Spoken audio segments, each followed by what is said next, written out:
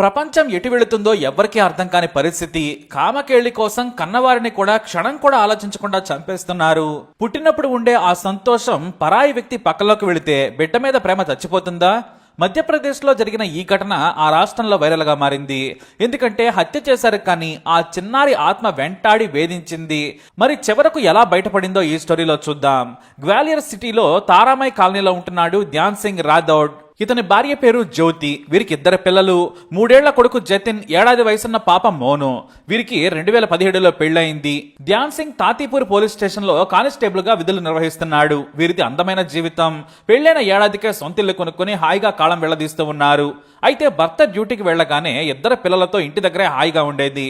ఇంటి పని చేసుకుంటూ ఉండేది. కాలక్షేపం కోసం పక్కింటికి కూడా వెళ్లేది. ఆ క్రమంలోనే పక్కింటి ఆంటీ కొడుకు ఉదయ్ ఇందోలియా అనే కుర్రాడితో చూపులు కలిశాయి. ఆ తర్వాత ఆ పరిచయం కాస్త అక్రమ బంధానికి దారితీసింది. దీంతో తనకు శృంగార వాంఛ కావాలనుకున్న సమయంలో అతని ఇంటికి ఆంటీ అనుకుంటూ వెళ్లిపోయేది. అతని తల్లికి ఏవో మాటలు చెప్పి కంప్యూటర్ నేర్చుకునే ఉద్దేశంతో అతని రూమ్ లోకి దూరేది. సాఫ్ట్వేర్ శృంగారంలో హార్డ్వేర్ ప్రోగ్రామింగ్ నేర్చుకునేది. అలా సమయం చూస్తుండగానే గడిచిపోయింది. అయితే వీరి ఇంటి భవనం ప్రియుడి ఉదయ్ భవనానికి ఆనుకునే ఉంటుంది. పైగా ప్రియుడికి పెంట్ హౌస్ ఉంది. అతను ఎప్పుడూ ప్రియురాల కోసం వెయిట్ చేసేవాడు. జ్యోతి బట్టలు ఆరేసే ఉద్దేశంతో పైకి వెళ్లి తమ బిల్డింగ్ మీద నుంచి ప్రియుడి బిల్డింగ్ మీదకు దూకేసేది. అలా గదిలోకి వెళ్లి వచ్చేసేది. ఇలా విచ్చలవిడిగా శృంగారం కొనసాగేది. చివరకు జ్యోతి మరింత బరితెగించింది. ముందు వైపు గడియ పెట్టి ఉంచేది. తమ బిల్డింగ్ మీద నుంచి ప్రియురాలి డాబా మీదకు దూకి వెనుక వైపు నుంచి కిచెన్ లో నుంచి ఇంట్లోకి దూరేవాడు. పిల్లలను నిద్రపుచ్చగానే తాను ప్రియుడి ఒడిలో బొజ్జునేది. అయితే ప్రియుడు కొన్నాళ్ల పాటు అనుకోకుండా ఉద్యోగం నిమిత్తం వేరే టౌన్కి వెళ్ళాడు. అప్పుడు ఉదయ్ లేక విరహంతో రగిలిపోయింది. అతని రాక కోసం చూసేది. ప్రతి వారం అవసరం లేకున్నా కూడా వేలకు వేలు రైలు ఛార్జీలు పోసి మరీ ప్రియురాల కోసం వచ్చేసేవాడు. అతను రాగానే ఆంటీ అంటూ ఇంట్లో దూరేది. అలా 1 నెల రోజుల పాటు ప్రియుడు రాకపోవడంతో జ్యోతి ఇంకాస్త బాధపడింది. తాను ఇంట్లో ఒంటరిగా ఉండలేనని, బోరు కొడుతుందని ఏదైనా వ్యాపారం చేస్తానని చెప్పింది. భార్య సంపాదిస్తుంటే తాను వద్దంటానా అనుకున్న భర్త ధ్యాన్ సింగ్ తమ కింద పోర్షన్లోని ముందు భాగంలో ఓ షట్టర్ వేయించి షాప్ పెట్టించాడు. అందులోనే ఉంటూ వ్యాపారం చూసుకుంటూ ఉండేది. అయితే ప్రియురాలి కోసం మళ్లీ ఉద్యోగాన్ని గ్వాలియర్ కి లంచం ఇచ్చి మరీ ట్రాన్స్ఫర్ చేయించుకున్నాడు ఉదయ్. ఈమె కోసం మొత్తానికే వచ్చేశాడు.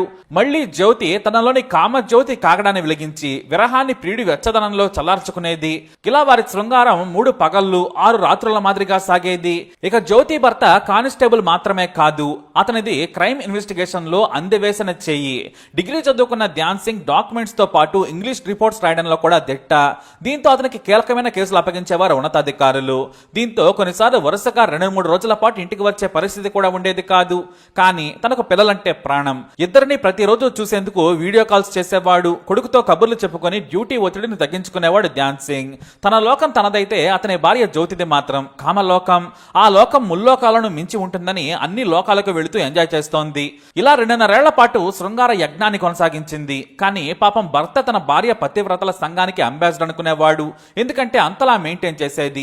ప్రతిరోజు లేవగానే పూజలు పునస్కారాలతో పాటు దేవుడి సేవలో పాల్గొని పతివ్రతల వస్త్రాలు కట్టుకుని బిల్డప్ ఇచ్చేది. అయితే దేవుడి పూజలో నిజాయితీ ఉన్నా కూడా ఆమెలో నైతికత లేదు. కుర్రాడి కామాగ్నిలో జ్యోతిని వెలిగించుకొని శృంగారంలో కాలిపోయేది. అంతా సవ్యంగానే సాగుతోంది. అయితే ఏప్రిల్ 28, 2023న తన ఇంట్లో ఓ చిన్న పండగ చేశాడు ధ్యాన్ సింగ్. అందుకు బంధువులందరినీ పిలిచాడు. ఇల్లంతా కోలాహలంగా ఉంది. కానీ పండగ కోసం వారం రోజుల పాటు సెలవు పెట్టాడు. దాదాపు 6 నెలల తర్వాత సెలవులు తీసుకున్నాడు. పైగా అతనికి ప్రమోషన్ ఇస్తామని క్రైమ్ బ్రాంచ్ ఉన్నతాధికారులు కూడా హామీ ఇవ్వడంతో జోష్ లో ఉన్నాడు. ఇక అలా వారం పాటు భర్త ఇంట్లోనే ఉండడంతో ప్రియుడిని జ్యోతి కలుసుకోలేకపోయింది. ఆంటీ అంటూ పక్కింట్లోకి వెళ్ళినా కూడా ఎక్కువసేపు ఉండడానికి ఛాన్స్ ఉండేది కాదు. మొగుడి భయం బాగానే ఉన్నా ప్రియుడి పిచ్చి ఇంకా పీక్స్ లో ఉంది. కానీ ఆ భయంతోనే చేయాల్సిన గలీజ్ పనంతా చేసేసింది. ఇక బంధువులు కూడా వరుసగా వస్తుండడంతో ఇంటి పని, రంగులు వేయడం నుంచి వంటల వరకు హంగామా సాగింది. అయితే ఏప్రిల్ 28, 2023 నాటికి పండగ ముగిసింది. కొంతమంది బంధువులు ఇంట్లోనే ఉన్నారు. ఆ రోజు చివరి రోజు. కానీ ప్రియుడు పదే పదే పిలిచాడు. పైకి వచ్చి సైకిల్ కూడా చేసేవాడు. ఒక్కసారి కోరిక తెచ్చిపోమని కోరేవాడు. ఆమె కూడా వారం పాటు లవర్తో గ్యాప్ ని భరించలేకపోయింది. ఆ రోజు రాత్రి పైకి రమ్మని 5 నిమిషాల్లో వ్యవహారం ముగించుకుందామని చెప్పింది. దీంతో ఆమె ప్రియుడు చీకట్లో తన బిల్డింగ్ మీద నుంచి దూకి జ్యోతి ఇంటి ట్యాంక్ పక్కన నక్కాడు. ఇక తన భర్త పని ఉందని బయటికెళ్లాడు. బంధువులంతా కింద ఎవరి పని వారు చేసుకుంటూ ఉన్నారు. దీంతో పట్టుచీర కట్టుకుని అందంగా తయారై రాత్రి 8 గంటల సమయంలో డాబా మీదగా వచ్చింది జ్యోతి. అక్కడే ఉన్న ఆమె ప్రియుడు వేగంగా వచ్చి కౌగిలించుకున్నాడు. ఇద్దరు వెంటనే శృంగారంలోకి దిగిపోయారు. అయితే ఇద్దరు మంచి వేడిలో ఉన్నారు. చుట్టూ ఎవరు ఉన్నారో కూడా చూసుకోలేని బరితెగింపులో ఎంజాయ్ చేస్తూ ఉన్నారు. కానీ అక్కడే చీకట్లో నిల్చున్న జ్యోతి 3.5 ఏళ్ల కొడుకు ఇదంతా చూస్తూ ఉన్నాడు. ఆ గలీశ్వరిని చూస్తుండగా సడన్ గా ఆమె ప్రియుడు చూశాడు. ఆ వెంటనే జ్యోతి తన కొడుకును చూసింది. ఇద్దరు షాక్ అయ్యారు. నా కొడుకు చాలా తెలివైన వాడు, తండ్రికి చెబితే మన ఇద్దరి ప్రాణాలు తీస్తాడని చెప్పింది. వెంటనే కిందకు నెట్టి కింద పడ్డాక గాయాలను బట్టి చూసుకుందామన్నాడు ప్రియుడు. ఆమె నిజంగానే భర్తకు భయపడి కొడుకును చేత్తో పట్టుకుని వేగంగా పై డాబా మీద నుంచి నెట్టేసింది. అయితే మొదటి అంతస్తైనా కూడా చిన్నపిల్లాడు కావడంతో తలకు చాలా తీవ్ర గాయమైంది. మరోవైపు నా కొడుకు కింద పడ్డాడంటూ అక్కడ నుంచి దొంగ ఏడుపులు ఏడుస్తూ కిందకొచ్చింది జ్యోతి. ప్రియుడు వెంటనే బట్టలు సర్దుకొని ఆఫీస్ పని ఉందంటూ వెంటనే అక్కడ నుంచి భోపాల్ పరారయ్యాడు. ఆ తర్వాత బంధువులంతా కలిసి జయారోగ్య ఆసుపత్రికి తరలించారు. చికిత్స పొందుతూ 2వ రోజు చనిపోయాడు ఆ చిన్నారి. కానీ తాను బట్టలు తెచ్చేందుకు పైకి వెళుతుంటే వెంట వచ్చాడు. తాను చూసుకోలేదు, చిన్నారి జారిపడ్డాడని చెప్పింది. మొదట ధ్యాన్ సింగ్ కూడా ఆమె మాటలను నమ్మలేదు. కానీ కొడుకంటే ఆమెకు ఎంత ప్రేమో తెలుసు. చంపేంత కోపం కానీ ధైర్యం కానీ ఉందని అనుకోలేదు. దీంతో భార్య మాటలు నమ్మాడు. చివరకు ధ్యాన్ సింగ్ తల్లి మాత్రం కోడల మీదే నెపనెట్టింది. ప్రహరీ కూడా ఉన్నాక ఎలా జారిపడతాడు? చంపేసింది, ఏదో తప్పు చేసి ఉంటుందని ముందే అనుమానించడంతో బంధువులంతా కూడా తిట్టుకున్నారు. కానీ కాలమహిమ అని ఎవరికి వారు వెళ్లిపోయారు. కొడుకునైతే చంపింది, కానీ అతని ఆటలు ముద్దులకే మాటలు గుర్తొచ్చి కుంగిపోయింది. ఎందుకంటే ప్రియుడు చిన్నారిని నెట్టేయగానే అదే రోజు పారిపోయాడు. ప్రియుడు లేక కొడుకు లేక అల్లాడిపోయింది. మొదట ధైర్యంగా అందరినీ నమ్మించానని ఊరుకుంది. అయితే ప్రియుడిని ఎంతకు రమ్మన్నా కూడా గ్వాలియర్ రాలేదు. అప్పటి వరకు పెళ్లి చేసుకోమంటే ప్రియుడు తనకు ఇప్పుడే వద్దని అతని తల్లిదండ్రులకు చెప్పేవాడు. కానీ ఇక నేను పెళ్లి చేసుకుంటానని చెప్పాడు. అంతేకాదు పెళ్లి చూపులు కూడా చూసి జ్యోతికి దూరమయ్యాడు. జ్యోతి రాత్రి సమయంలో జతిన్ను కలవరించేది. ఒకేసారి గట్టిగా అరుస్తూ ఉలిక్కిపడి నిద్రలేచేది.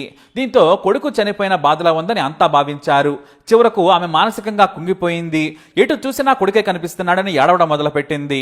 డాక్టర్లకు చూపించినా నయం కాలేదు. భూత వైద్యుల దగ్గరకు తీసుకెళ్లినా కూడా నా కొడుకు ఆత్మ నా చుట్టూ తిరుగుతోంది, నేను అన్నం తింటున్నా, నిలుచున్నా, పడుకున్నా నన్నే చూస్తున్నాడంటూ ఏడవడం మొదలుపెట్టింది.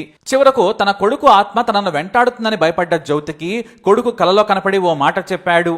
నాన్న మంచివాడు, నువ్వు నన్ను ఎలా చంపావో చెప్పేసేయ్, అప్పుడే నేను నిన్ను వదిలి వెళతాను, లేదంటే నేను ఇలా వెంటాడుతూనే ఉంటానని చెప్పాడు కొడుకు. అప్పటికే భయపడ్డ జ్యోతి చేసేది లేక ఏడుస్తూ తన భర్త బంధువులతో ప్రియుడితో ఉన్న అక్రమంతో పాటు చిన్నారిని ఎలా చంపిందో కూడా మొత్తం పోసకొచ్చినట్టు చెప్పింది. దీంతో భర్త ధ్యాన్ సింగ్ కు ఫ్యూజులు ఎగిరిపోయాయి. తన భార్యతో సఖ్యతగా ఉంటూనే వరుసగా వారం రోజుల పాటు జ్యోతి చేసిన పాపం గురించి మొత్తం రికార్డ్ చేశాడు. అంతేకాదు తాను క్రైమ్ ఇన్వెస్టిగేషన్ లో ఎక్స్పర్ట్ కావడంతో ఏకంగా సీన్ రీక్రియేట్ చేసి ఫోన్లో కూడా షూట్ చేశాడు. ఎందుకంటే జ్యోతి తానే కొడుకును చంపానని చెప్పినా కూడా సాక్ష్యం అనేది ఎక్కడా లేదు. పైగా మానసికమైన సమస్యలున్నాయని అంతా అంటారు. తనకు ప్రాణమైన కొడుకును చంపిన భార్యను, ఆమె ప్రియుడిని చట్టం ముందు నిలబట్టాలనుకున్నాడు ధ్యాన్ సింగ్ రాథోడ్. అందుకోసం ప్రియుడితో మాట్లాడించి మరి రికార్డు కూడా చేయించాడు. తన కొడుకును తానే చంపానని ప్రాయశ్చిత్తంతో రోజు ఏడుస్తూ మొత్తం చెప్పింది. మరోవైపు నువ్వు చంపావని తెలిసినా నిన్ను బాగా చూసుకుంటానని మాటిచ్చి సాక్ష్యాలు మొత్తం సేకరించాడు భర్త.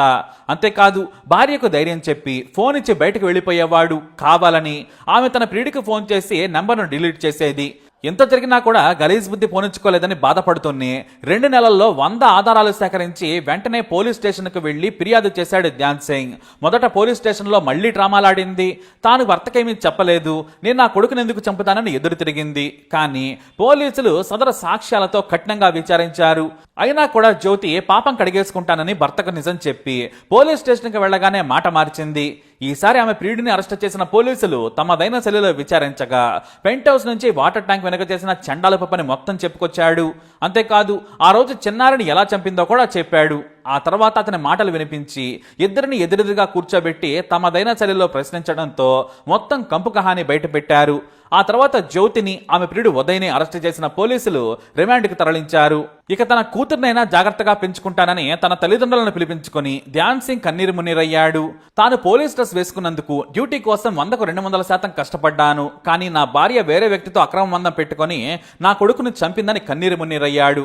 కనీసం నా కొడుకును వదిలేసి లేచిపోయినా నేను బాధపడేవాడిని కాదు, ఎందుకంటే నాకు పిల్లలే ప్రపంచమని మీడియా ముందు రోధించటం అందరినీ కలచవేసింది.